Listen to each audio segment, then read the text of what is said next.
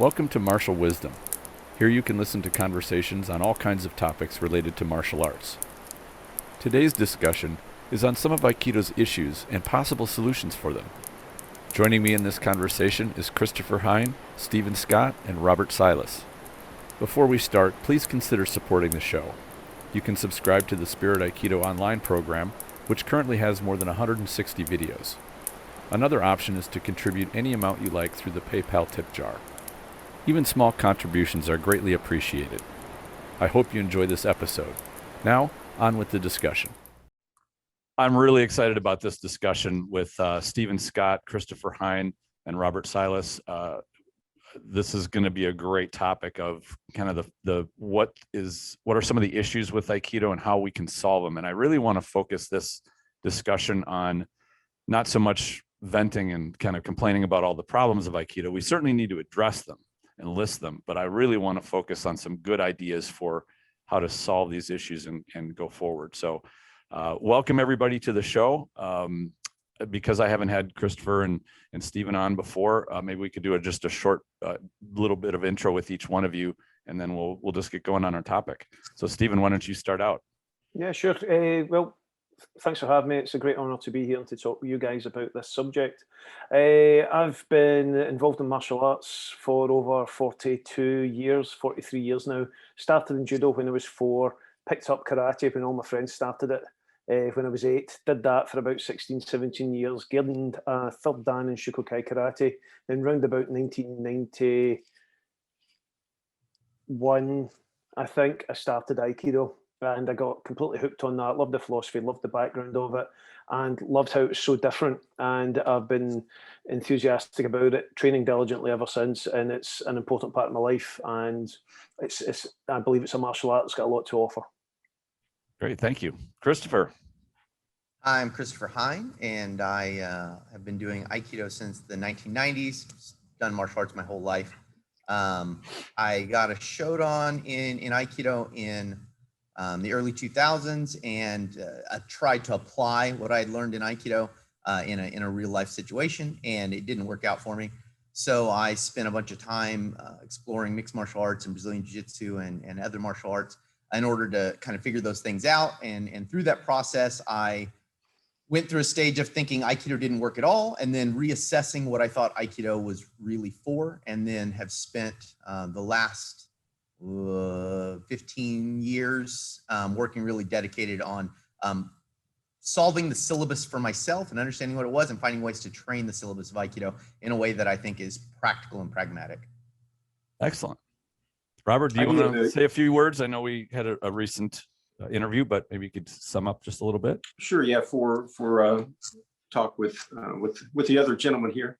So I've been interested in Aikido since I was 12. I've been practicing, pretty rigorous martial arts, judo and Brazilian Jiu-Jitsu, Gracie Jiu-Jitsu for, going on 25 years or something like that.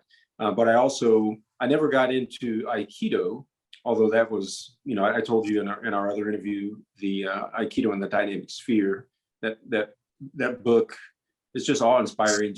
Just the illustrations alone can really pull you in and give you hopes into what the possibilities are. So I've always been drawn to that. But I trained in Daitoru Reiki Jiu-Jitsu pretty exclusively until I got my Shodan, and then I ended up traveling with my company. I ran a study group in Atlanta for about 4 years, eventually getting promoted to Nidan through the Takuma Kai, but through our local organization called the Kawabe Kai, which was my teacher's homage to his teacher out of Osaka.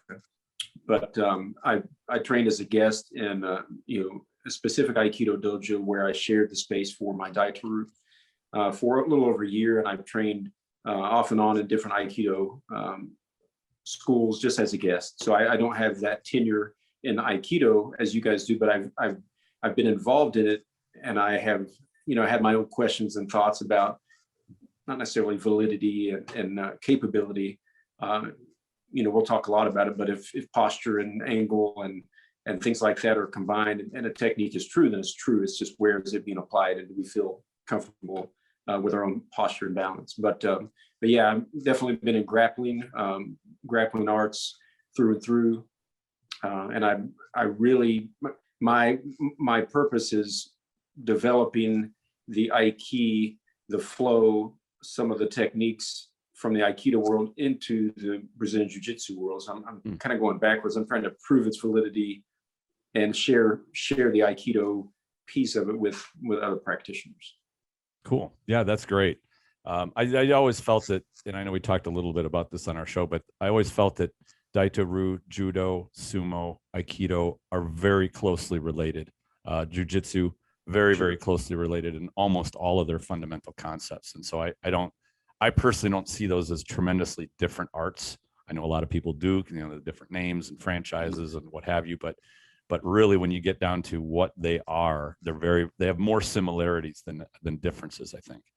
All right, well, let's get to it. Where we wanted to start with this, and I posed this to these gentlemen before the show, was to kind of put down a list of some of their top, what they see are issues with the art itself. And as I thought about this, really, I see that the questions that we have about questioning what are the issues with our martial art, I think almost every other martial art out there has got their own questions about what are we doing? Are we doing things right? Are we doing things wrong? What could we be doing better? How can we improve? And how can we be stewards of our art going into the future and making sure that it stays relevant and it goes with the times, as opposed to becoming like an antique or like a museum piece of a past that is not relevant anymore.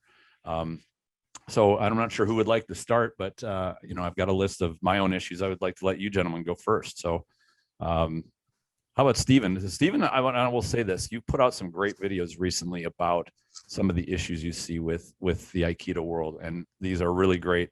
I will post links to them in the show notes for this page because everybody really should listen to them. But I'll let you put some of your first thoughts together, and let's talk about the issues. Let's put them on the table.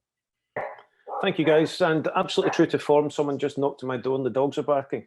So perfect timing. Yes, it's one of the issues that I think that we all share, and I think that you have quite rightly touched upon, is that all martial arts share these common problems in this day and age, especially in this day and age. We live in a world where there is an increasing popularity in martial arts, but not just in martial arts for its traditional aspects. For example, when I was growing up, and that was in the early 70s, well, thank you, I know I don't look that old, but when I was growing up in the young fellow.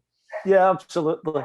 When I was growing up in the early 70s, late 80s, and living in Scotland, everyone knew Glasgow was a tough city back then. I would begin up there at times, and it was always one of those things that you should learn to defend yourself. It's a hard existence out there. It's a dangerous place, and things like karate and judo, that will stand you in good stead on the streets if anything happened to you. Now, maybe it would, maybe it wouldn't have even back then. Nowadays, it's a very different place, and we have a very different mindset on who and what we're going to meet whenever we encounter anything. And a lot of what's happening within the martial arts world is all appears to be about what is going to protect you on the streets.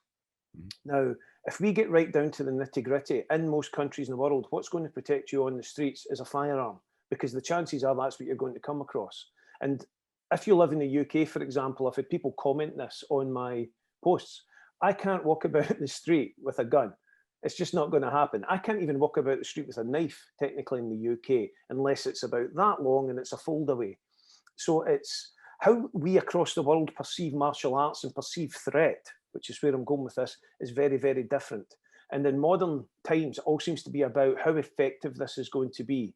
Now, we also have to remember that I hate the term martial arts, because it's a generalization of two different words that we in the West assume mean one thing, when really when we look at the term Budo from the traditional Japanese aspect, it means something completely different from martial art when you break it right down.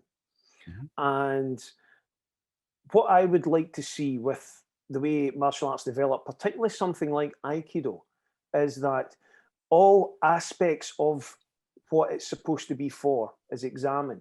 So we have the traditional art, we have the traditional aspect of it. We have the physical aspect of it, where some people do it to get fit, some people come for community, some people come for friendship, some people come to learn to defend themselves. And then there are others who want to take it and to be able to apply it in a direct basis. And I've had people come in who are good mixed martial artists and want to learn Aikido. And the first thing I ask them is why? Because the environment that they are hoping to use this in is not the best environment for this type of martial art. What I tell them we can do is we can work on body movement, timing, their ability to, use rotational movements, sensitivity drills, particularly like Robert was just talking about there, where you can take all that type of stuff and translate it back into wrestling movements and some of the groundwork techniques in judo and BJJ and all that. But when it comes to actually applying some of the more finely tuned wrist locks, shoulder locks, which I believe are banned in MMA anyway, I'm not sure, I don't know enough about it, but that type of thing is very difficult to actually work on in the basis of an MMA ring. So it's making sure that people understand what they are expecting, making sure that they understand what they can expect to receive when they come into training.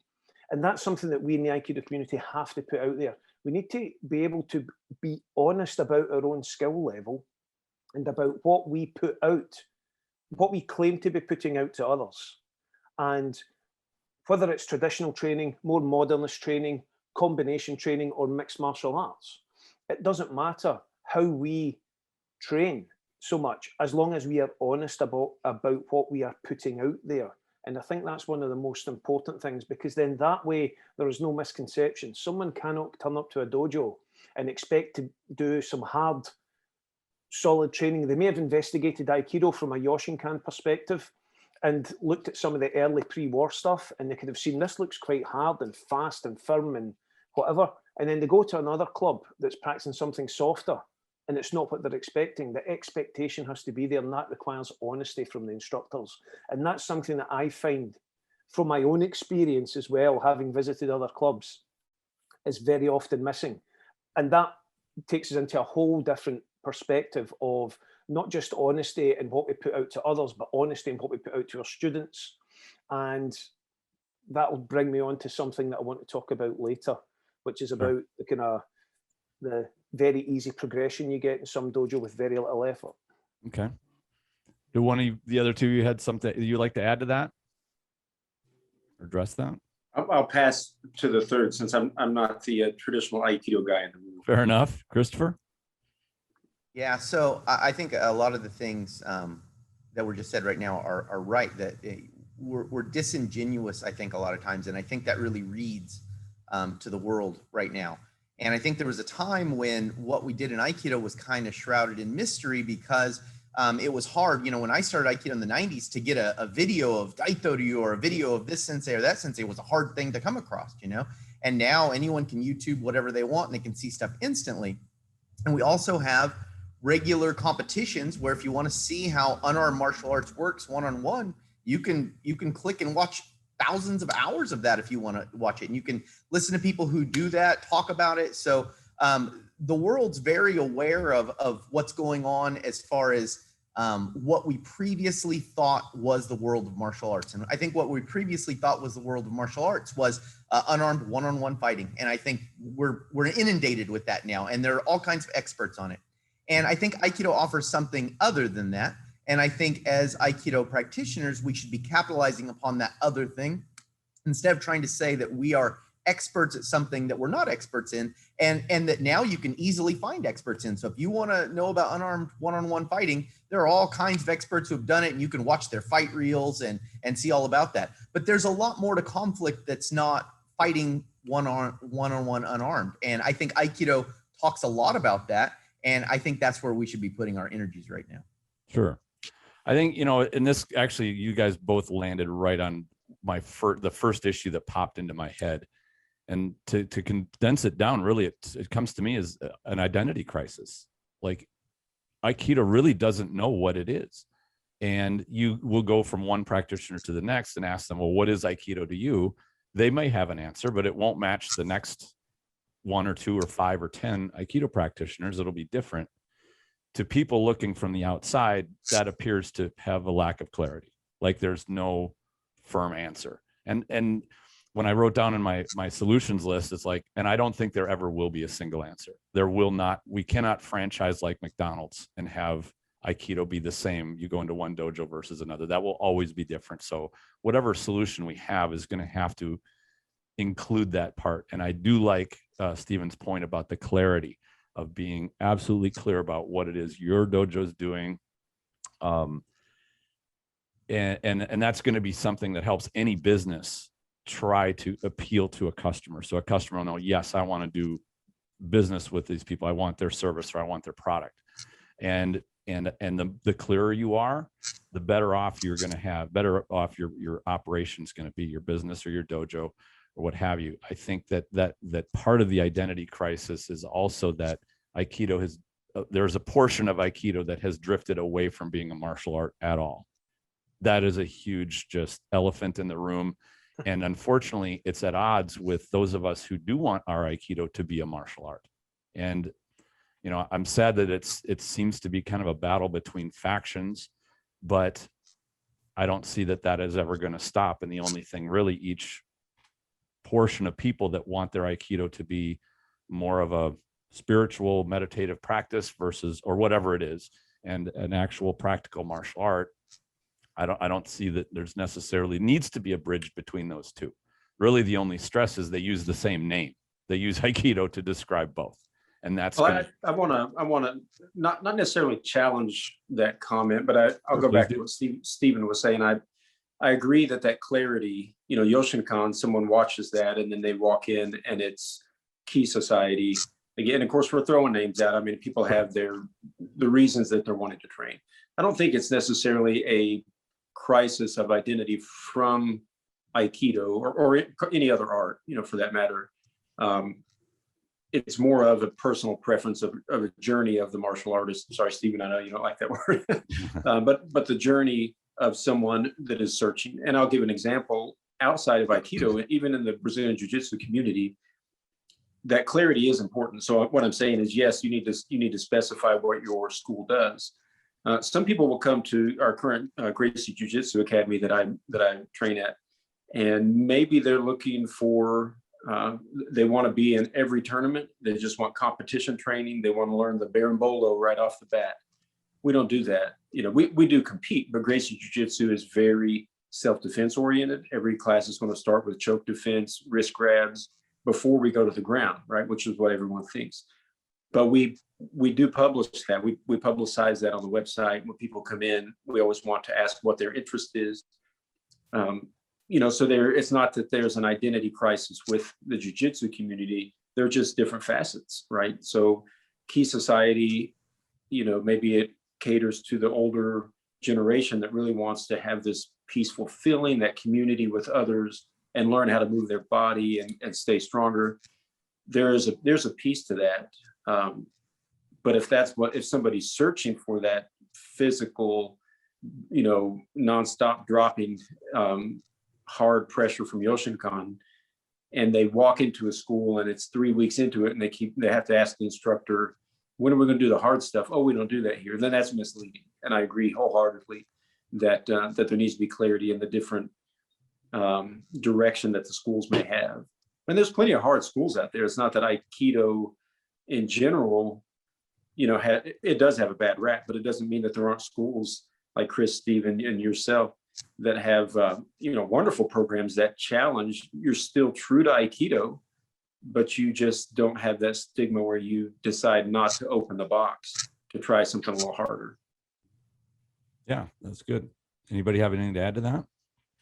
Yeah, absolutely. I agree with everything that's been said. And it's one of the things that I always encourage, and things I encourage any of my junior instructors, I call them junior instructors, but, you know, to be honest, they're probably better than me. One of the things I like to encourage my instructors to do is whenever you get a student, and this is something I've done my entire martial arts teaching life, is always work to tailor the training to what they want and what they need. And that way everyone gets that one-on-one feeling. One of the other things that I try and do is I always restrict class numbers. And I've been to many, many courses over the years, and I've met people who have classes that have hundreds of students in them every week.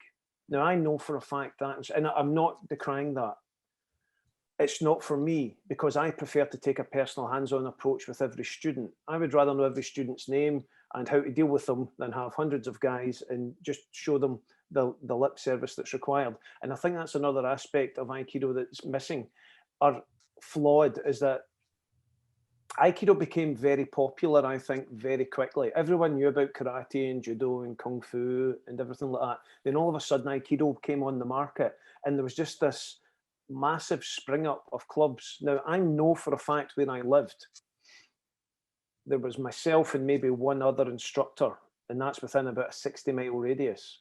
Then within a 2-year period, there were about 21 clubs appeared. And this would have been in the about the early 2000s, late 90s, early 2000s, which might correspond with a certain person and his appearance in certain films, but I don't want to talk about him.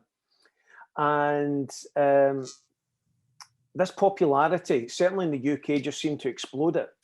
And that was fine. I don't mind to say I keep my club small. I don't want to work on these big numbers because I prefer to do personalised training dedicated for each one. Now, what this meant was that I had people coming into my clubs looking to train with us, waiting until there was a space, and then they would show me what they've been shown. And what I saw was paint by numbers Aikido. Mm-hmm. And what became apparent is that people who had been doing other martial arts, to capitalize on the sudden popularity of something, because I don't know if it was, I don't want to use the term Aikido was sexy. I don't think Aikido's ever been sexy, but you know what I mean in that term. It was something that became new and something different to do. I think, as you quite rightly hit the head on there earlier, Tristan, is that all of a sudden these Aikido dojo popped up. Now, I had never heard of any of these guys, and what they were teaching was paint by numbers Aikido, almost as though they'd maybe gone to a course, bought a book, followed the pages in the book, followed the transmission of photographs in the book, and were translating this to students. I think what you're talking about is what many martial arts have had happen, which is they suffer from explosive success. That's and it actually winds up being critical to their future and not productive, because they can't follow through on delivering what the new wave of this big interest suddenly wants. Absolutely. And what we were then getting was people who had some martial arts knowledge trying to translate that into something else without putting the time into learning it. And that then became detrimental. Now, I know some of these people have then gone on and trained up their own students. And I know their own students are now higher grades than me. And they still run clubs, but they're still producing the same, I even want to use the term pedestrian level Aikido, and it doesn't reflect the art, it doesn't reflect the philosophy, it doesn't reflect or respect the techniques of Irime Tenkan, anything like that. It's the things that make Aikido quite unique as a martial art. And all it does is that's the type of thing that unfortunately there's no control over. And that brings me to one of the other things that I would like to see. I would like to see more control over. I don't want to use the term fake martial arts, because what they're teaching is not a fake martial art, because it technically is martial art. It's just not proper what it's supposed to be. And I would like to see more of a crackdown on that, but I don't know how that's possible. You know, if someone goes out and pretends to be a gas boiler fitter and he's not, they could be done for it, they can be charged for it, they can have serious implications. But anyone can set themselves up as a martial arts instructor, and short of losing all their students, there is basically no comeback or no impact on them if what they teach is poor, other than the fact that they draw the art they're doing into disrepute. Anyone? It does strike me the idea of control, though. I mean, if we look at it in terms of an Aikido principle, you really can only control yourself. The idea that you can somehow control other people or how other people run their dojos, I agree with you. I think that is an issue. The quality, basically standard quality control is a problem. I think that the image of what people expect, and I understood that Silas went through something like this in the 80s, where they had this huge explosion of popularity. It brought a lot of people in from other arts, and the word that I got was it kind of watered down the art. They had almost the same problem, a lot of charlatan instructors. And what emerged from them was, rather than trying to control it, which they really couldn't either, they're in the same dilemma that Aikido tends to be, is they just sort of realized like there are going to be real, actual, high quality Silat instructors, and then those that are not. And the image is, if you want to find Silat, go find a real instructor who is high quality. Like, just create the image and the expectation in people that are looking to Silat to say, here's the lay of the land. Beware of the fakes and the posers and the, you know, and eventually it kind of works itself out. You're never going to flush bad instructors out or bad dojos out entirely, but just to make people aware of them. And I think that that's going to be like an education point, you know, and battling it out inside, I think is going to be like a no-go. But you know, why not just admit that, yeah, there's, and I think anybody going into martial arts, especially if it's asked me about, like, you know, I want to take up martial arts, what do you recommend? And my first thing is find a good instructor that's running a good school, like, and be diligent about it. Don't just walk into any place that's offering training and sign up, because you could get anything from, you know, if you compare it to restaurants, you get anything from a high quality steak to dog food, you know, and it's not all the same. So don't expect it to be the same. You know, I think that's, there's only so much we can do on the quality control issue. You know, and sadly, you're right. Anybody can kind of hang up a shingle and say that what they're doing is Aikido or any art, really.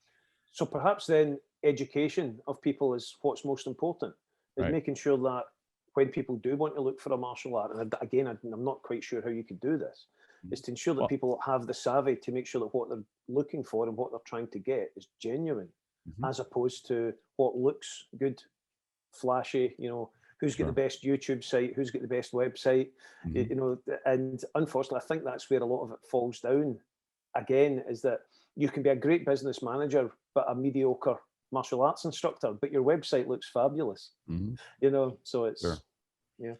Any comments, Christopher or Robert? I was going to just go ahead.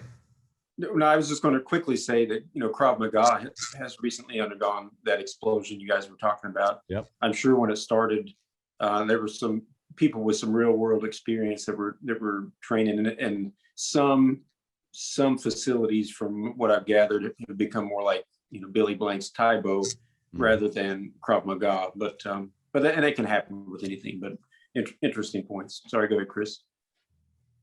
I think, you know, I've been around martial arts my entire life, and it depends on the decade, but, you know, you see jiu-jitsu being popular, judo being popular, kung fu being popular, karate being popular, ninjutsu being popular, aikido being popular, UFC being popular, you know, so you see these things. And if we as martial artists are always trying to chase whatever the hot thing is that people want to go to, then we're always going to be shifting our programs around. And it's like Steven said, you know, they went from 2 schools in a 60-mile radius to 21 schools, you know, and now everyone's offering crap because no one knows what they're doing. They just want to make money on it. And so as long as we're stuck on this idea of, you know, how do we profit off of what we're doing, I think we're going to have a really hard time figuring out what our system actually does. And when we can kind of let that go and quit worrying about if we're going to make a profit or not. Now, I understand it's difficult, especially if you're a full-time instructor. I'm a full-time instructor, and it would be great if there were Steven Skull movies that made thousands of people come in my door. But as it is, I want my art to be as good as it can be, and I want people to come in here and understand clearly what it is I'm offering them. And if I'm not offering what it is they want, then they feel comfortable saying, oh, this is not what I want, and that's cool. They can go back and do whatever they want. But I think we really need to quit trying to market to people, and we need to work on what we are internally. I think that's a great point. In fact, you know, I think what you struck on is a popular thing, and I've seen many instructors struggle with this, where they're trying to chase fads. And one of the most recent ones I've seen is having like lightsaber classes in their dojo. You know, turning kendo into like a Star Wars fan kind of thing. An Aikido dojo. Yeah. No, there's nothing wrong with entertaining people. Just as there's nothing wrong with running a daycare, but having those be quote unquote martial art training, to me, that's where what they promise and then what they deliver is going to be different. And that's I think rather than chasing trends, I think there's two issues. One, no, a martial art shouldn't chase trends. It should try to have staying power, and that is to be relevant as time goes on and as times shift and change.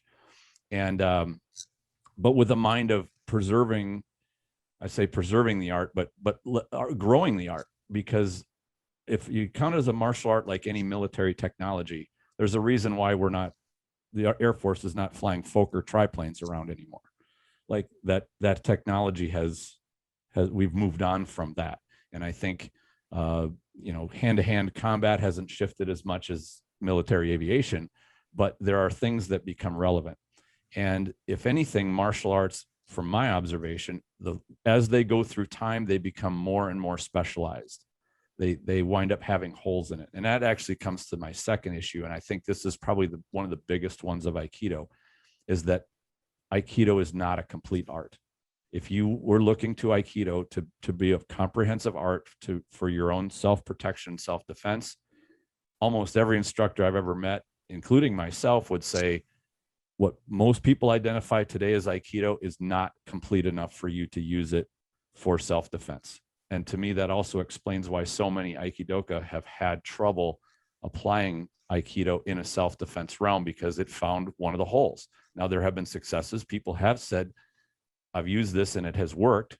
It's not like it's a complete fabrication, but there are enough holes that any layperson shopping around for a martial art would say, is this comprehensive enough for me to go to do this? Or are they just going to give me one small subset of skills that I now have to go somewhere else to get another set, and somewhere else yet again to get another set, and assemble this all myself? And again, Aikido is not the only art that has this problem. Many of them do and are trying to fix it. I've heard that there's a number of karate people that are trying to do that too. But the idea that Aikido is not a complete art is an issue. And I think it's one that is a part of the image, but it's also part of the nuts and bolts of what we deliver. What would you guys say to that? I think the issue is actually thinking that there can be a complete martial art. I don't think the animal exists. And I think we as a group, as a cultural idea, we have summed down what we think complete could be, and that's incorrect. So thousands of people practice boxing all the time, very popular. Lots of people will tell you it's very effective and great. It is a terribly limited set of skills. It's 6 punches, a few defenses, some footwork. It is a tiny, tiny skill set. Now, it's a skill set that's really specialized and good. And I think the more we specialize on an area, the better we get at it, right? If you look at, modern sport jiu-jitsu, the emphasis is on ground grappling. And so it's a very tiny set of skills. Ground grappling is a tiny set of skills. Now, as a culture, we've decided that unarmed one-on-one fighting is all of martial arts. And so we do say now, well, you could have a complete martial art as long as you could box and you could wrestle, and maybe some weapon stuff or something might be good. And we say, oh, that's complete, but you can't have a complete martial art, because a complete martial art would include learning tactical driving and techniques of espionage. And I mean, just, it gets insane when you start looking at all the stuff that could be included in martial arts. And and the ninjutsu crowd just got happy, Chris. The ninjutsu crowd just got happy with your comment. Yeah, I know. And see, and that's another thing, when we look at this and our cultural look at things, people are saying now, like, oh, ninjutsu's no good. Well, it's great if you want to sneak around and assassinate people with poison, but you're not going to fight in a ring with it, right? And when you start thinking you're going to fight in a ring with it and you go, oh, no, ninjutsu's no good. Only no good for fighting in a ring. I agree. But for sneaking around and camouflaging and stuff, I mean, there's few things a civilian's going to do to go to learn those kinds of skills. And so I think we need to understand what our specializations are and get good at our specializations instead of trying to be everything to everyone. Yeah, I agree completely with that, Christopher. It's that's what people's perception of what they think that perfect martial art is going to be. Everyone wants to get into the martial arts at some point because they want to learn some skills to defend themselves. And particularly now with the popularization of sport martial art, what's seen as now effective is something that will function within a set given time, within a set of rules, with something there. Now, I draw a lot of angry stares. I've got a great deal of respect for MMA. These guys are in incredible shape. They've got some good skills there. Some of them have excellent skills, but ultimately it's still a sport. If it's got the 3 R's, rounds, rules, and referees, then it's a sport. It doesn't matter if it's MMA or lawn bowls. It's a sport. It's got that round element to it. It's a very physical sport, and most of the guys doing it would knock me up and down my street. But that's not the point. People's perception of it is, I feel a lot of times nowadays, unless it's going to be effective in that MMA environment, it's not effective. So therefore, it's rubbish. It's not going to work. But trying to translate that into what's an effective system that's going to protect your life is something completely different. And you hit the nail on the head there. Without the use of de-escalation techniques, as you say, tactical capability, threat recognition, all of this kind of thing, you could be the best ring MMA. In fact, I've seen this back in the day. A fellow who was on the Scottish karate team, who was a medalist, got into a fight in a pub and didn't know he was in the fight until someone put a glass over his head.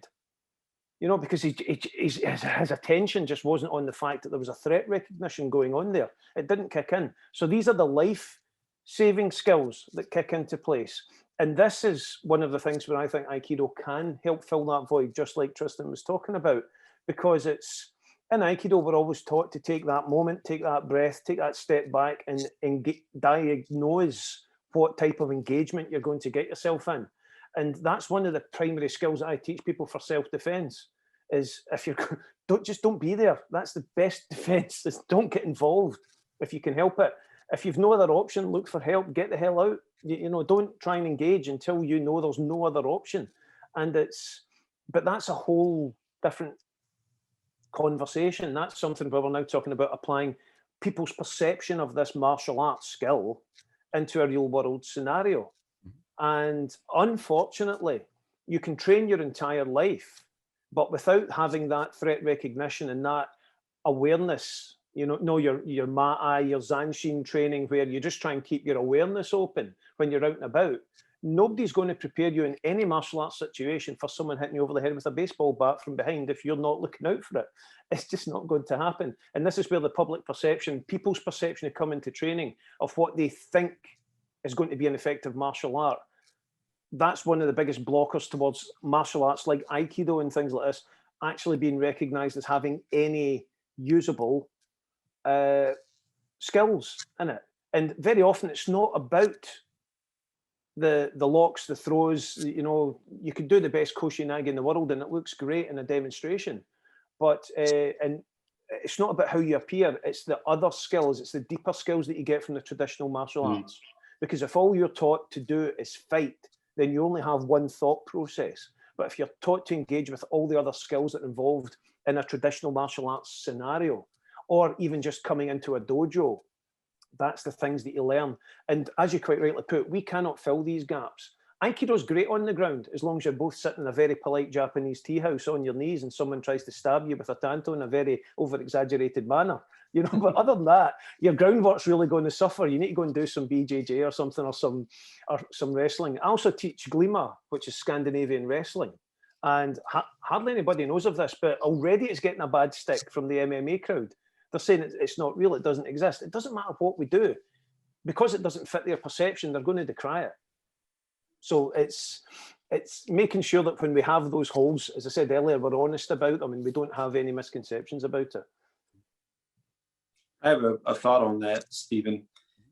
And I'll ask this question, but I have a follow-up comment to one thing that you said. But just take a percentile of your students, or if you wanted to take a stab globally, what percentage of students that search out Aikido or Jiu-Jitsu or anything, what percentage do you think are wanting to train so they can prepare themselves for a fight, real imminent self-defense in the future, versus they just feel that they want to train something and they enjoy it? That's a fabulous question, because I think Aikido's probably got one of the higher percentages of that in comparison to other martial arts. And I would say, wow, probably about 80, 90%. Sorry, my wife's just asked me a question. If you can give me a second, guys, can I just go silent for a minute? Sorry, we've got a medical emergency. Sure. Well, and I think what I'll jump in with is kind of my thought in response to Christopher's point, and that is, and I think Stephen hit this too, is expectation. When I say complete art, I don't mean how do you tell a student that you're going to create them into being James Bond or John Wick. A complete art is not going to create an ultimate warrior who's going to be impervious to any attack, that is going to be victorious in every single engagement. What I'm talking about, I guess, and maybe this would be a better term to use, a well-rounded martial artist, one that does not have glaring and gaping holes in their experience, that even a simple attack from a different art will throw them completely into a helpless mode. And I would guess the best example of this, as we saw throughout, the 80s and 90s, were you watch somebody who has a lot of striking experience getting tackled, like a karate practitioner or a boxer. Once they're on their back, they're totally helpless. And I think that this is something that the UFC wound up pointing out in a very glaring manner, that while these martial artists were great in their own realms, when you tackled them and put them on their back and brought them into the grappling realm, they had nothing. They had no chance whatsoever. And I guess as I see the evolution going into the future of what martial arts are becoming, I personally think highly specialized arts or overly specialized arts are just going to die. They're not relevant enough to have staying power to be popular in the next 10, 20, 30, 40 years. They're eventually going to die out, the same way that today, if you want to learn traditional old school Wing Chun, you will find a Jeet Kune Do instructor who says, I do Jeet Kune Do, but I have enough experience in Wing Chun. If that's really what you want to do, I'll show you the subset of Wing Chun skills from within my Jeet Kune Do curriculum. But Jeet Kune Do really took over Wing Chun and sort of edged it out of the market, because Wing Chun was stale, like it wasn't growing, and it took an innovator to come along, make that art complete. Jeet Kune Do is built around Wing Chun, like that's kind of its foundation, but Bruce Lee brought in a lot of other very innovative material to create kind of a new evolution of an art that was more relevant than the one that was held by tradition into a very limited, specialized realm. So sorry, go ahead, Stephen. I wanted you to continue. Yeah, sorry guys. I should explain. My mother-in-law was rushed into hospital today. So, I'm sorry to hear that. It's okay. It's my wife just had to get a number off the phone, and my phone was locked. Sorry. That's okay. Yeah, it's actually you've hit on something really interesting, because I was browsing some forums the other day, and I've often thought about this, and someone actually said it. There's now a lot starting to appear where people are accusing, for example, Bruce Lee of being fake because there's no videos of him. And we live in a generation of show me this works, show me in a video that this works, because if it's on a video, it must be real. And it brings us into a very kind of worrying state of mind. It was just something I wanted to bring out there. But yeah, it's that whole kind of, in nowadays world. Yeah, and the world is changing that way. Yeah, Bruce Lee would be considered a fake because there's no videos of him doing anything other than a couple of things on a few black and white shows. That's kind of worrying. But anyway, to get back to Robert's question, I would say that it must be near 4/5, maybe 80% of people that come to Aikido come to it because it's something they want to do, and it's something that they've seen, they've always been interested in, and perhaps that's because they've done other martial arts and they've not been satisfied with what they've got from it, and that doesn't mean there's anything wrong with that martial art. It's more to do with the quality of instruction in that art that they have received. And then I've had people come to it because they've wanted to do it their entire life, but it's only like, I've moved to a new place and I've discovered this club, I'd like to come along and try it. And I tell them to come along and, come along, you can watch, you can engage, you can do whatever you want, you can join the class, just see if you like it.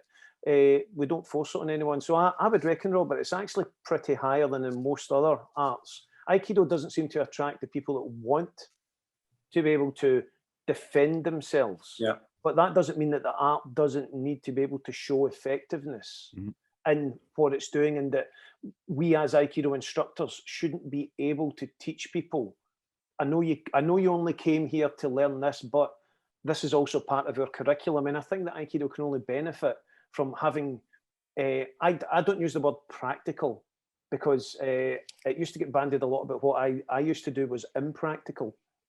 I tend to call it applied, just because I'm bitter. Yeah, that's a good word. About it. So I like the word applied Aikido. It's the name of my upcoming book when I finally get around to finishing it. And it's applying Aikido to what we do, and not just in that singular, this is the stuff that's going to protect you on the street, but also applying it, to ourselves and how we approach situations with that level of awareness and everything, and, flexibility and knowledge of our own weak points, like both, in fact, like all of you have been talking about tonight. So I'd say it's a pretty high percentage, Robert. Yeah, no, and I appreciate your answer, because I agree with that. That would be what my estimate would be as well. The need and desire to train specifically for self-awareness, self-preservation, self-defense, it's not the highest likelihood of a new student walking in.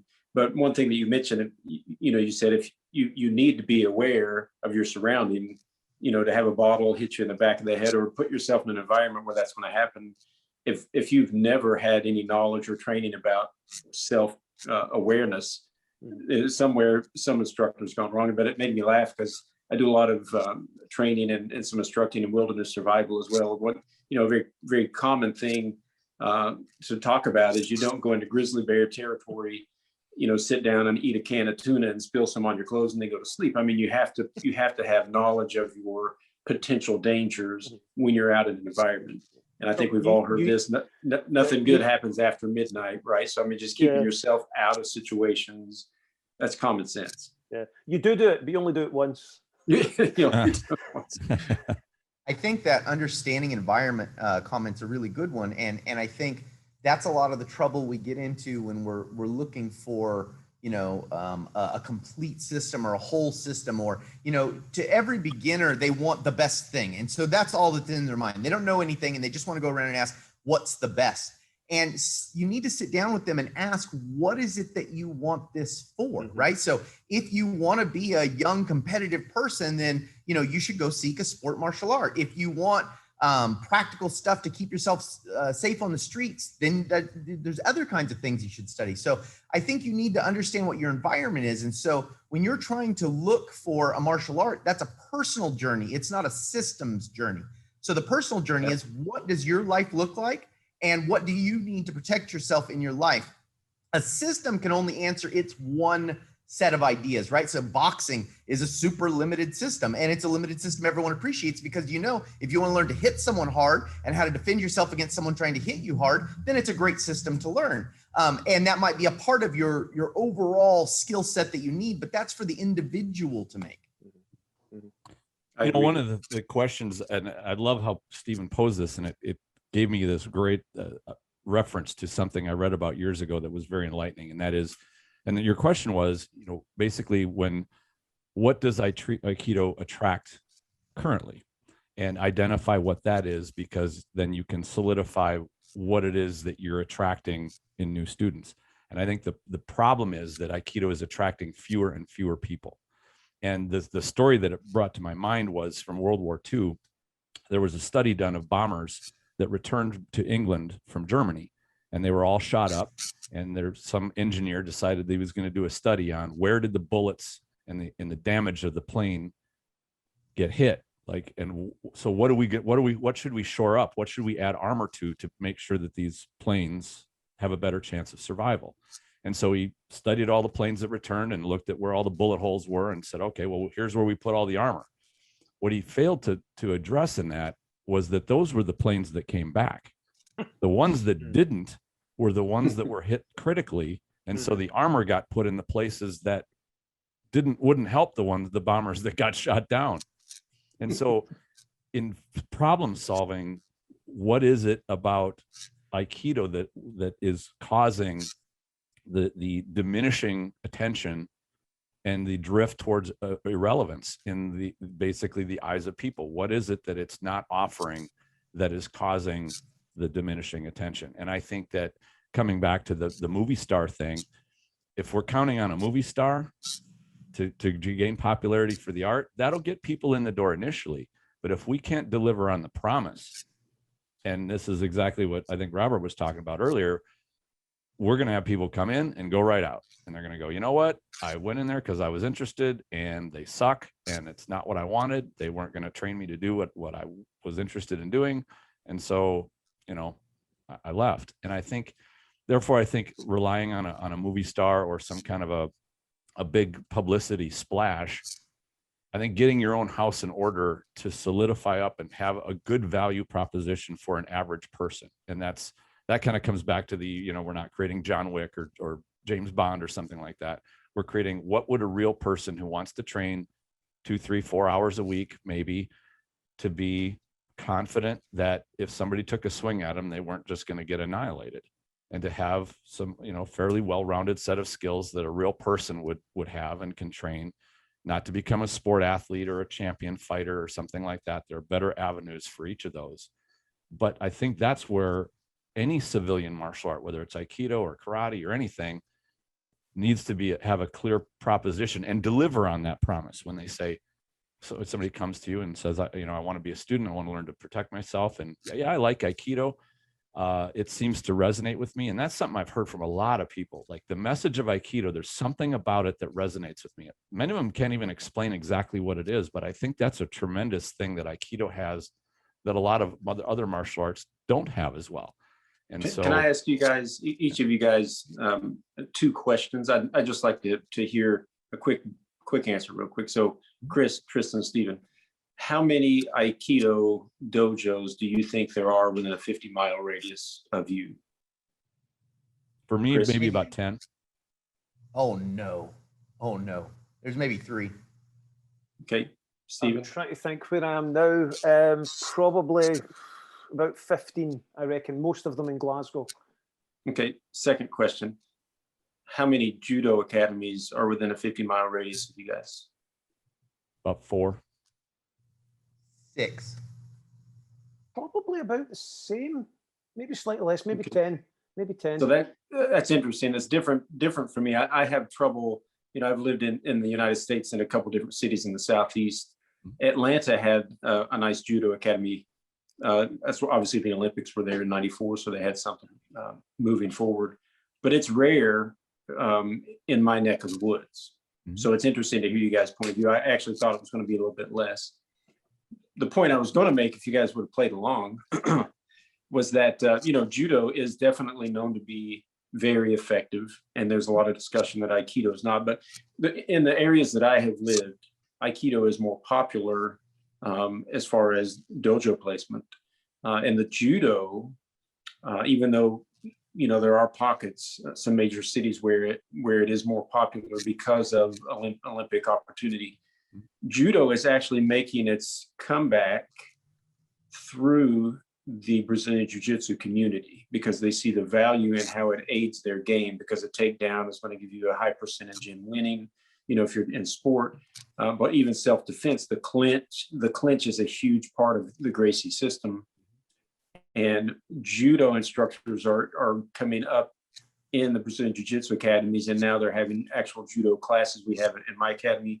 A lot of judo making its way through there. And it's kind of a segue. I'm not necessarily trying to head there, but my thought is, what if there was some great Aikido and trained people that were training in this avenue that were able to show the benefit and aid in this new environment that could steer more popularity to Aikido because of its effectiveness, not because of the spiritual connectivity. I don't know. It's kind of a random thought, but you guys that play along, so don't worry about it. No, I like the idea of the crossover and working with other martial artists. And I having hosted friendship seminars with other martial artists for many years, having tried to build those bridges, I find that it's tricky.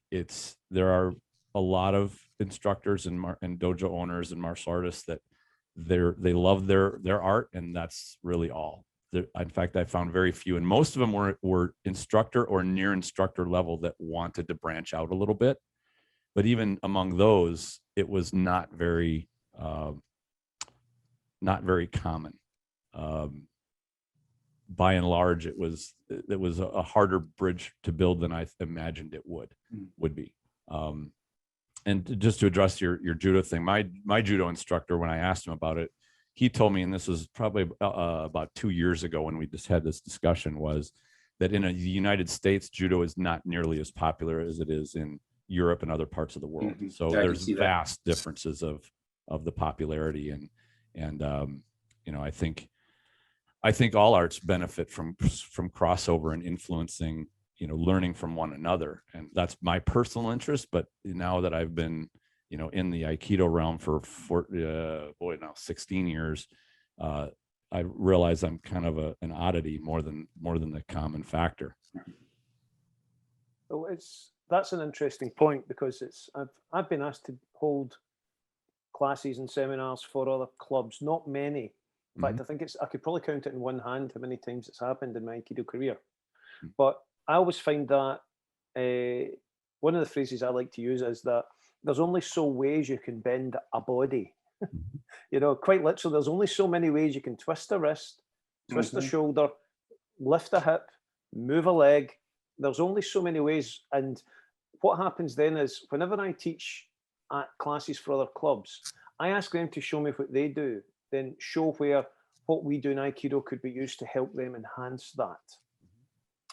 I.e., if someone's going in for a clinch or a clutch and they're trying to get round behind for a hip throw, is ways that they can manipulate the body better by dropping their weight into their center as though they're doing Bokken work, and pushing their hips or rotating the hips in a certain way to cause an imbalance in their opponent. And they'll actually look at it and say, why don't we try this? This is the skill we do in Aikido. It's called Tai no Henka. We can practice on moving that. Let's try it with this in, see how it feels, see how it works. And I've always found those to be really successful classes, because people then see that we're not trying to dilute it's just going to sound terrible. It's going to sound very Aryan. We're not trying to dilute the purity of their martial art. We're trying to offer them a different skill set within the confines of the art that they enjoy and that they love, and to give them other tools that they can then bring to bear. I think that's you've hit on an important one, and that is that people often view, and I've heard, you know, very high level instructors have this very same concern, that any outside influence is going to taint the art, that it's going to diminish it somehow, when really the goal is to enhance it. It's to enhance the practitioner's ability and skill and level of understanding. What do you guys think? When I was a kid, I built a tricked out car, like many kids my age at the time were doing. So I got a car, you know, and I changed the springs, and I changed the air intake, and I changed all this stuff on the car, you know. And the idea was because I wanted to build this race car. And every time I did something to my car, and this is my daily driver car, you know, every time I did something to my car, I thought, oh man, that engineer, I don't know why the engineer designed my car originally. Why didn't they put these springs in? Because these springs give me way more ability to take corners and stuff. And I did this for a long time, until eventually I had a car that was a little bit faster and cornered a little bit better, but was way worse on gas and wasn't comfortable anymore. No one wanted to ride with me, and it was super loud. And then it wouldn't pass smog inspection the next time the inspection came up. So I ended up with this car because I thought I was a car engineer, this Frankenstein thing that really wasn't any good anymore. And I kind of think, you know, not to say that, like, for me with Aikido, when I started hybridizing Aikido, I put a bunch of other stuff in it that I had learned from mixed martial arts and Brazilian Jiu-Jitsu. And I had learned these other things. And I was like, oh, these things are great. And then I started sticking them in my Aikido classes. And then the better I started to understand what I thought Aikido was doing, I started pulling those things out, because it was, they're actually confusing to have those other things in.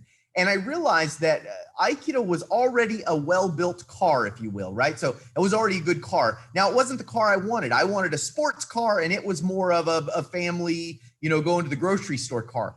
But when I started messing with it, it was a neither car, right?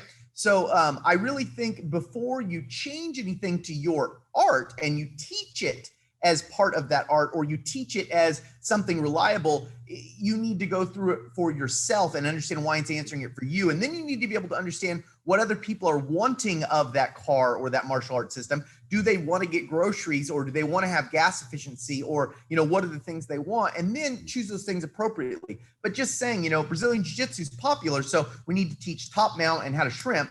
And boxing's popular, so we need to teach a jab and a cross. That's the wrong process. And we're going to end up with a Frankenstein instead of a good usable system. I Yeah, agree wholeheartedly. with the haphazard approach that's not a good route, but I've had an entirely different experience in the 14 years now that I've not only for myself developed my own art and enhanced my Aikido, but also with my students. And I've mentioned this on a previous podcast, but I spent for a while, I was asking every Aikido practitioner I could find who was above Shodan level or Shodan or above, how long did you train Aikido before you felt at least somewhat comfortable with the idea of somebody getting physical with you? And the lowest number I got was in the 8 to 10 year range. Most of it was in the 10 to 15, 12 to 15, somewhere up to even 15 to 20 years. I even had some of them say, I've been doing this more than 20 years and I still don't feel that comfortable with it. What that told me was that it was basically a unicycle with a square wheel. It wasn't a functional car that was good for getting groceries. It was some specialized thing that really wasn't martially relevant. And I asked dozens of people about this.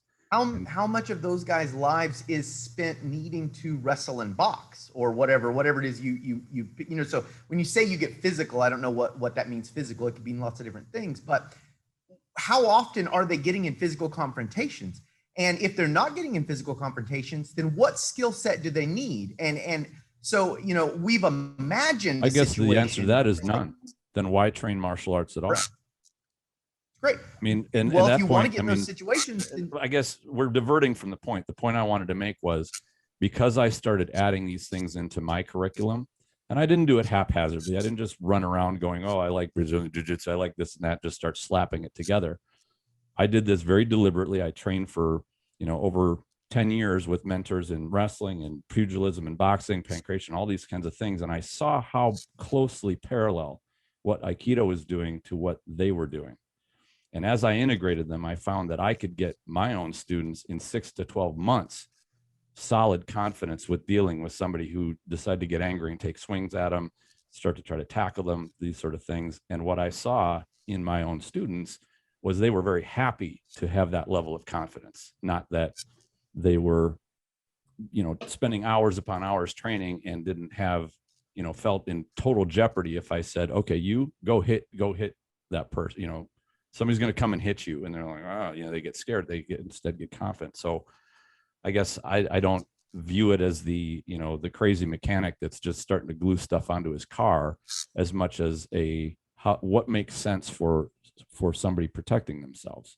And to me, even though there are other influences similar to, you know, Jeet Kune Do having been built on Wing Chun, I still really like Aikido's principle of basically being a standing grappling art. I think that has got tremendous strength to it. It's a very solid approach. Just needs some help because it's been so watered down. So to me, the tricky thing is, you know, what then is the litmus for this? You know, so how do we test it? You know, so you're saying that Aikido is a stand-up grappling art. How do you believe your students would do in a stand-up grappling competition, right? Or like, you know, any Aikido student, I mean, I'll say, you know, my Aikido students wouldn't do very well in a stand-up grappling tournament, right? If they went and did a judo tournament or any kind of Greco-Roman tournament, they wouldn't do very well because they're not skilled at the.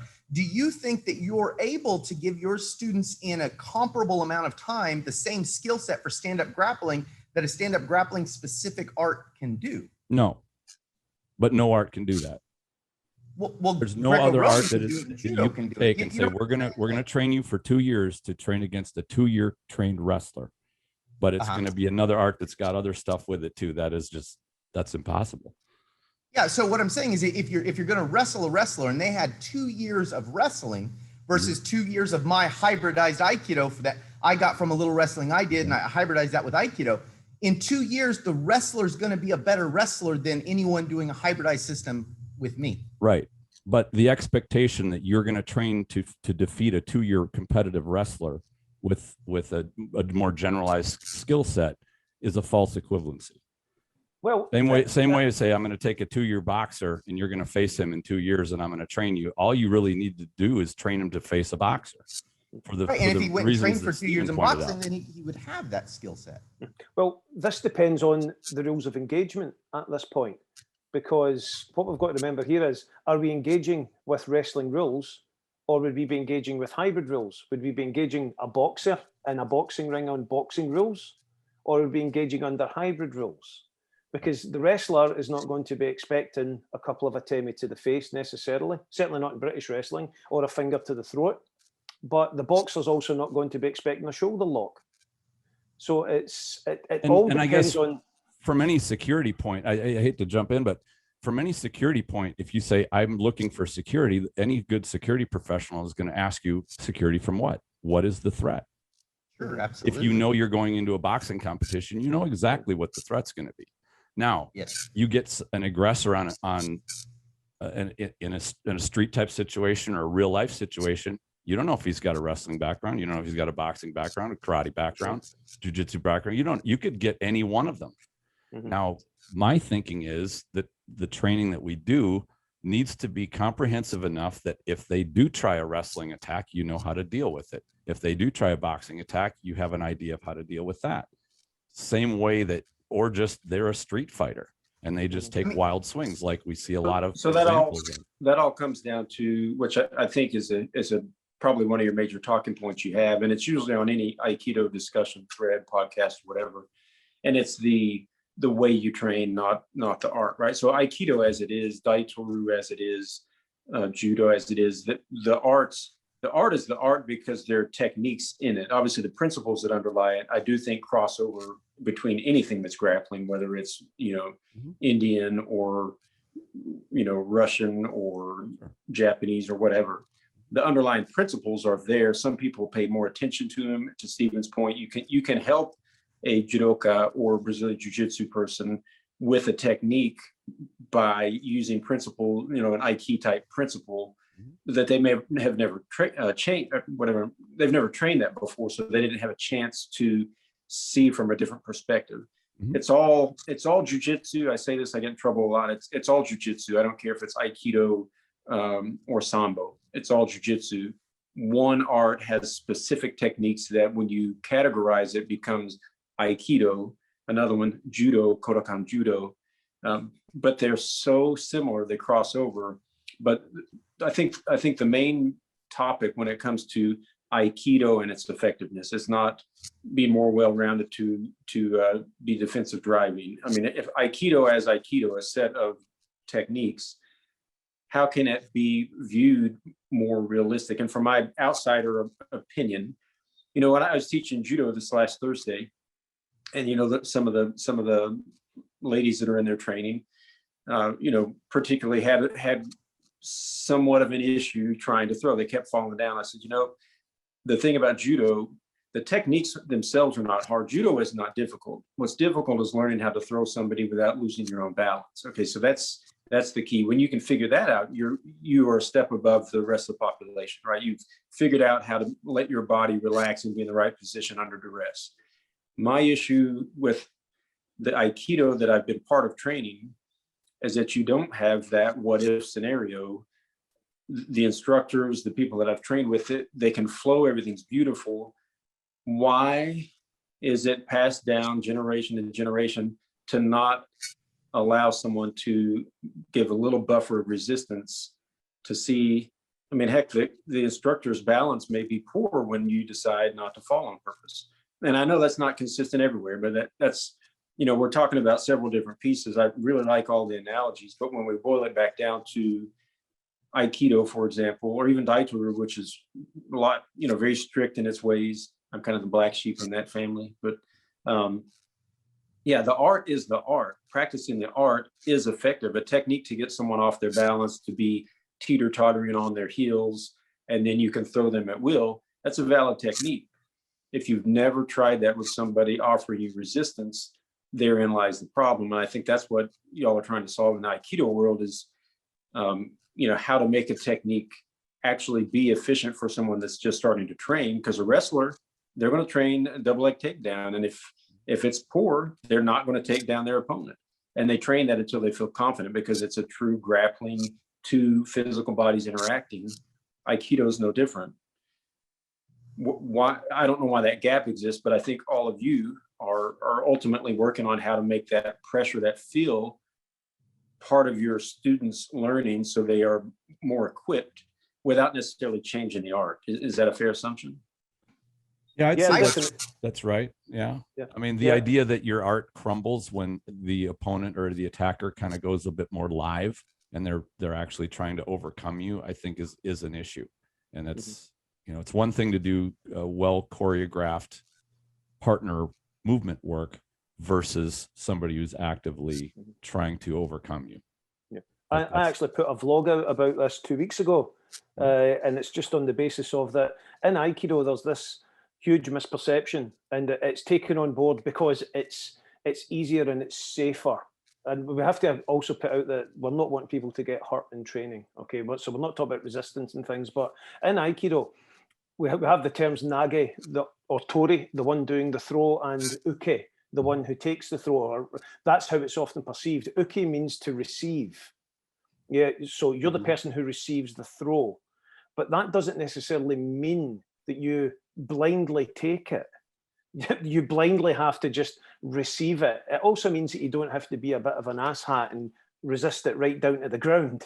But it's important that we as Aikidoka learn to be a good uke. Now, a good uke, the one who receives the technique, that does not mean that you have to jump when you're told to jump, flip when you're told to flip, and to just go with it and crumple. And I think for me, that's the worst sort of uke, the worst sort of partner you can possibly have, because you do not learn anything. They do not experience the technique. They do not feel the threat of the technique.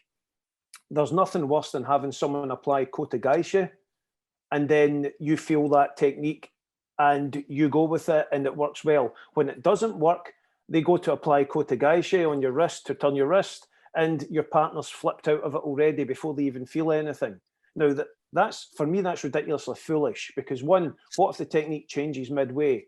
What if the person doing the throw falls and they fail to let go of your wrist and your wrist gets damaged as a result of that? And three, you are not learning to receive the technique. You're learning to get in front of the technique, stay in front of the technique, and get up off the ground in a very beautiful fashion. But that's not teaching you anything, and it's not teaching your partner anything. It's not teaching them how to apply the technique, and especially it's not teaching them to respect the technique, because when you apply kotegaeshi and you feel someone's wrist maybe crack or crumble or grind, it gives you a fright, and you realize I put that on too hard, or I perhaps didn't allow them to catch up with the technique, and we didn't work in a partnership there. I was too rushed. So why was I too rushed? And it doesn't give you the chance to reflect on your technique, and it doesn't give your partner the chance as uke to understand the danger within this technique. And for me, that's a really big thing. There are a lot of people out there who think that uke's job is just to take a throw and get up and not give any feedback. I always encourage everyone I train with, if I'm doing this and it's not taking your movement, please don't run about me like a carousel. Stop and give me a slap in the face, or slap my arm, or just stop and stare at me with extreme dissatisfaction and make me feel embarrassed, because that's exactly what's going to happen.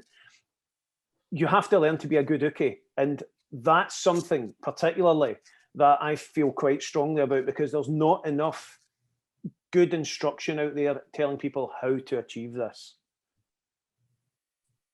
If I could add just one my observation too about being a good uke, and you're totally on point with that. And what I've found too is that a good uke will also make sure that if nage is starting to rest in their comfort zone, that they bump up the variables or bump up the intensity enough to make sure that that nage is being challenged. Because I do feel that a great deal of modern Aikido practitioners tend to be, they like to just rest in their comfort zone, and they go through the choreography, and it's cool and it is fun to do. I'll be first to admit that.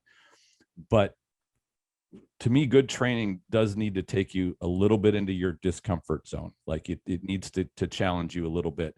And of course, for beginners, it's not going to take much to challenge them. Just even figuring out where their feet should be is going to be a challenge. But as you get more and more comfortable with doing things correctly, there needs to be that additional challenge. And that's a factor in going beyond just learning the what did you call it? The ABCs, Aikido, or the paint by numbers. That's the one. The paint by numbers.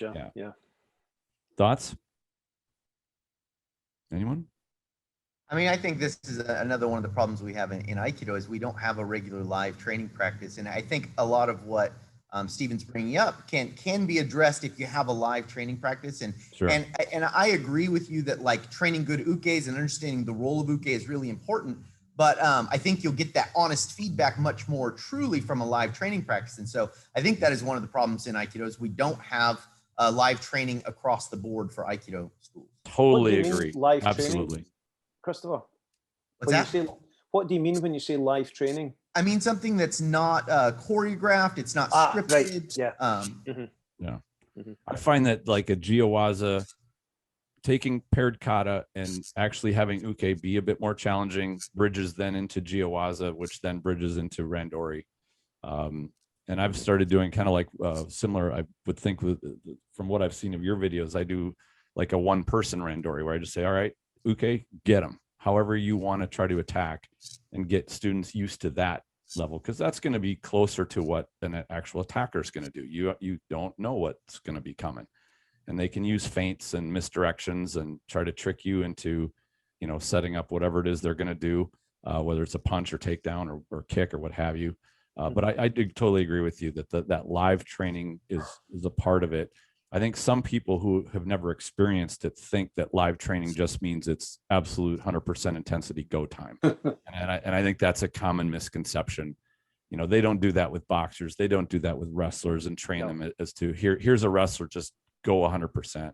They train them into how to get to that point. And I think that that's something that the Aikido world could definitely improve on. When I was running the study group for Daicharu, which I don't actively teach Daicharu anymore, unless it's private lesson here and there.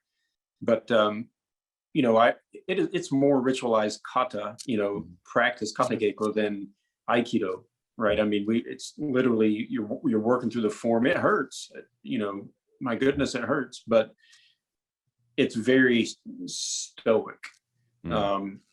And very ritualized, you mean? Yeah, ritualized, but you're learning the techniques, right?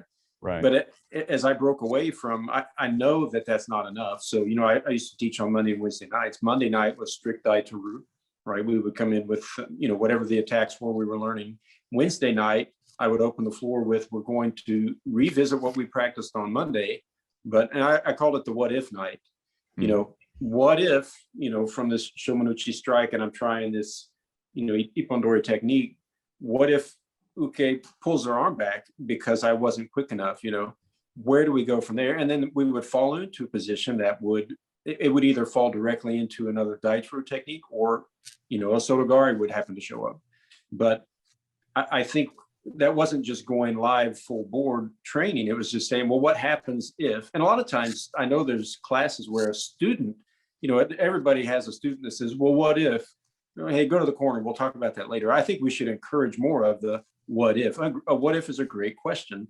What if that happens? This is where it would end up. What would we do from here? And to have that open discussion, I mean, that's constant learning, right? I mean, that's definitely how you can take several notches up in understanding the true body position of what would happen if somebody resisted. And to Chris's point, without that sort of live training, and it doesn't have to be everyone's leaving with a broken nose or broken arm. It's just more physical, allow your opponent to move how they naturally feel that they would move. And there's a lot of understanding that comes from that. I'd love to see that in traditional Aikido schools. Definitely. And I found it's fun to play with too. Like students enjoy that engagement part. It's not scary. It's just invigorating. Yeah, absolutely. It's we like to do some randori and taninjidori, ninindori, whatever you want to have involved in it. But do you not often find that when it comes down to it, like almost all martial arts, about 90% of what happens is just tai sabaki. It's just body movement. And that's where the skills in Aikido can come into it very, very strongly. If you have two people or three people, 2 against 1, that really kind of puts a little bit more pressure on the recipient of all this, is that when you have 2 attackers versus 1 and you're asking them to maintain safe distance and to try and gain control over the situation, and you permit things like, leg takedowns, grappling, wrestling, taking to the ground, and when you establish a rule such as soon as you hit the ground, it's over, or as soon as they've got you immobilized, it's over. Most of what you get is tai sabaki, and just basic turning, basic body movement, keeping everyone at distance until someone makes a mistake. And that's one of the things that I like to employ, because what it teaches the students is that in any situation, whether we're practicing, lightly, or we're doing something, I'll try and adopt your own phraseology here, when we're doing something more live training, is that just like in a genuine situation where something's about to kick off, there's a whole load of body positioning and body posturing going on before anything really normally happens. So it's important that we learn to engage with our environment. And what I tell them, and it brings across an important lesson here, is that I always take it down to 5 things. When you're engaging with people or a situation, there's, for me, 5 fundamental factors that you have to take on board: the time, the place, the persons, the environment, and the rules of the combat itself. Is it weapons or hands or whatever? If you can't control at least 4 of them, you're going to lose this fight in a genuine situation. And that's why I bring it in, is to try and show them just how difficult that kind of situation can be. But we love it. We absolutely love it. And don't get me wrong, 9 times out of 10, I'm lying flat on my backside, staring up at the ceiling, wondering, not about the 2 that I was watching, but the 3rd one that snuck up behind me and took me down. It's good awareness training. It teaches you some good lessons. Mm-hmm. Excellent. Well, I know I'm really loving this discussion, guys. I know we're coming up on 90 minutes, so I think we'll probably start to wrap this one up. I'd certainly give it to each of you to kind of add in anything that you wanted to mention that you did not so far, or to add up a kind of a wrap up point. And then we'll end the show. But this has so far been great. I really think this is a nourishing discussion, and I've loved what everybody's points that have been brought up. So who'd like to go first and kind of bring us home? Robert, how about you? I was going to say, Chris. No, this is good, and I appreciate you adding me here. I do have a different background that crosses over, so similar. Obviously, it's the root of Aikido, as we know. But being a guest is not the same as coming up through the ranks and instructing Aikido as you guys have. So hearing your perspective, it makes me appreciate the art more.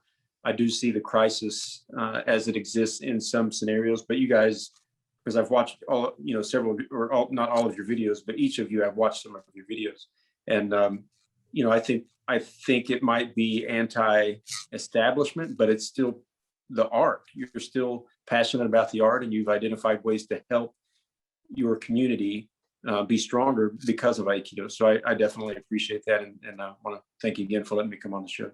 Yeah, thank you, Robert. It's been great having you. So I love our chats. Christopher, how about you?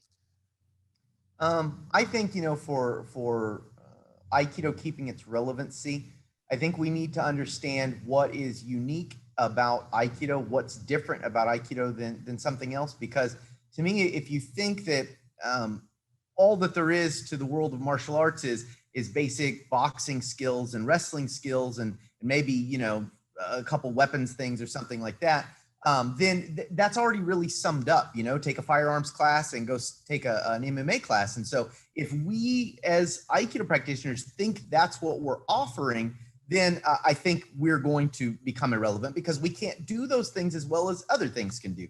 So I think we need to ask internally what is unique about Aikido. And I personally don't think it's twisting a wrist. I don't think that's the big difference in Aikido. And so once we understand that, we will become relevant by the nature of we understand what niche we fit. And there are a lot of niches in the martial arts. It's not just, what's popular right now. There's a lot of other niches. And once we fit that niche, we won't be able to be replaced, because that's just what we naturally do. That's a good point. Very good point. Excellent. Stephen. Yeah, that's actually a couple of great points, guys. And it hits home just the final message that I was wanting to bring here, is that Aikido is a unique and very life-changing martial art. A lot of the individuals who come to train in Aikido, as we've discussed already, they're not necessarily looking to be the best fighters or the most accomplished at doing what they do, But very often, a lot of people come to Aikido because they're looking for something in life. And Aikido doesn't just function as a physical martial art. It's important we have it as that, but we also have to acknowledge the mental, the social, the psychological, and the spiritual aspects of Aikido that can be adapted, particularly the mental and psychological aspects. And in the world we live in nowadays, post-COVID, whenever this is all going to sort itself out, we live in a world that has become distanced, that has become lessened as a result of the things that are happening round about us. We've all become isolated. And for the world to come together as a community, Aikido serves as one of the best platforms for that, because it allows people of all ages, all genders, all attitudes to come together and train in an art that is not just life affirming, but also teaches skills that we can apply to both real and real physical situations, as well as situations that we have around us in the world. I would not be in the same mental and physical, well, I'll leave the physical out because I'm getting a bit knackered, but I wouldn't be in the same mental and psychological and social position that I am today had I not studied Aikido. And it's been nothing but a benefit to me, because it is a martial art that allows people to better themselves.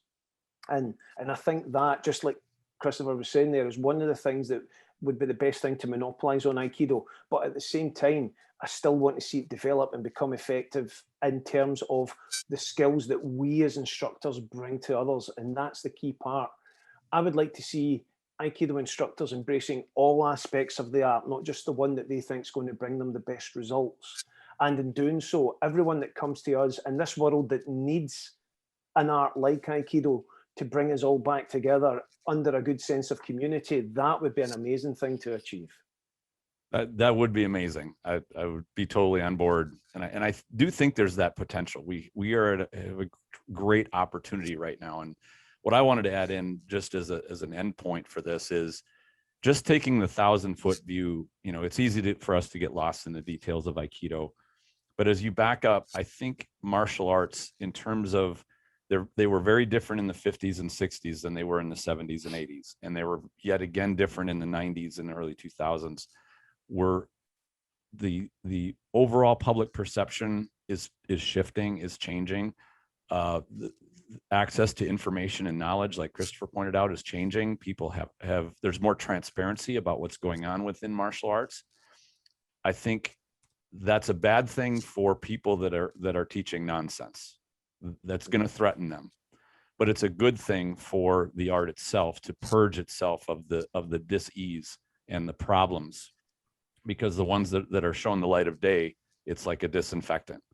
And as we look going into the new age of in the 20s, and when this the lockdowns thing comes to an end, I think we're going to have people wanting to get active again, it's a great time to address the image. And I wanted to end on my last note with thank you all for participating in this discussion. I think this hits right on what Stephen was talking about.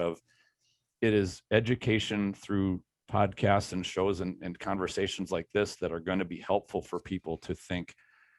They might be listening to this and go, well, how can I do what these guys are talking about? Or any good ideas we can share that will inspire people in their own dojos or with their own training, or even that want to get into martial arts training, what they should be looking for is going to be a good thing. And that transparency and the sharing of these ideas that's how we plant the seed in the mind that lets it grow later. I mean, that's what we as instructors do, right? Is we plant the seeds in our students and let them germinate and grow. So this has been a fantastic discussion. Thank you very much, guys. I'd love to just spend all afternoon talking with you guys. This has been a lot of fun. Well, thank you, Tristan. Thanks, Stephen and Chris. Yep, thank you very much. Yep. Thank you, guys. It's been a pleasure and an honor. Thank you very much. I look forward to chatting again. So take care, and we'll see you all soon. Thank you very much for listening, and I hope you enjoyed this discussion. Stay tuned for more episodes. I've got some great stuff on the way very soon. In the meantime, enjoy your training.